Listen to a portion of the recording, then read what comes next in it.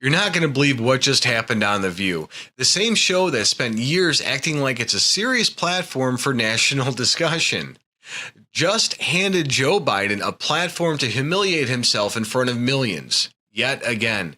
So now Biden was supposed to sit down with his wife, Jill, to reflect on his so-called legacy, but instead, America got a front row seat to something a whole lot worse.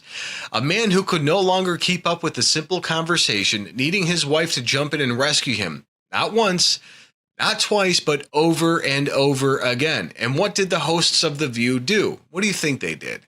They cheered like it was normal, clapping like trained seals, pretending they didn't just watch a man fall apart live on air. And folks, you don't want to miss what you're about to see. So let's set the stage, and then I'll show you exactly what went down right here on the Daily Beltway. So my name's Tom. I'm with the Daily Beltway. I'm also publisher of the Illinois Review and a White House correspondent for the Next News Network.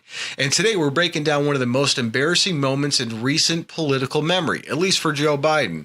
It happened on May 8th at ABC Studios in New York City, where Joe and Jill Biden sat down for their first joint interview since leaving the White House. Should have been great. It was billed as a serious conversation about Biden's legacy. It quickly turned into something else. It was an hour-long disaster on national television, nonetheless. So let's start with the setting. The set looked like a circus. The hosts were cheerleaders, and the audience, handpicked loyalists clapping on cue. I'm sure they had the big signs, clap, clap, clap.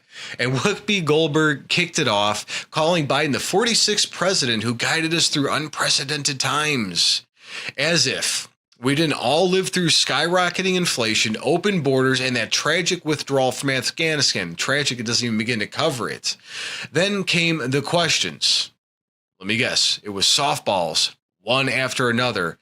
Mr. President, how's retirement? Joe's answer, it's, different. We're in Delaware with the kids, grandkids. It's, good. And that's not leadership. That's confusion on live TV. Jill Biden had to jump in immediately, talking about cherishing family time like she was reading from a script. But the real breakdown came when Alyssa Farron-Griffin talked about Biden's mental decline. Even she couldn't ignore it, pointing to books that described a severely diminished president.